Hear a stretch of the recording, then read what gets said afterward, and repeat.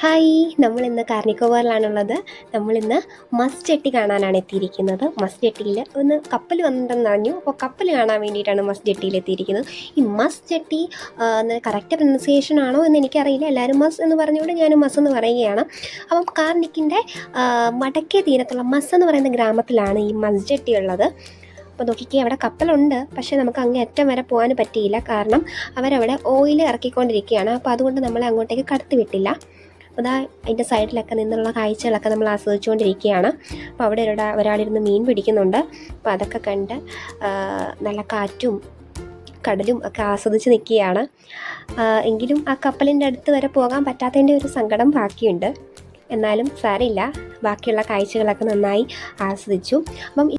അപ്പം ഈ ദ്വീപിലോട്ടുള്ള പ്രധാന പ്രവേശന കവാടങ്ങളിലൊന്നാണ് ഈ മസ് ജെട്ടി. നേരത്തെ മലാക്ക ജെട്ടി ഉണ്ടായിരുന്നു. ഇപ്പോൾ 2004 സുനാമി കാരണം അവിടെ കുറേ നാശനഷ്ടങ്ങളൊക്കെ സംഭവിച്ചതുകൊണ്ട് ഇപ്പോൾ അതിൻ്റെ ചെറിയ ചെറിയ ഭാഗങ്ങൾ മാത്രമേ അവശേഷിച്ചിട്ടുള്ളൂ.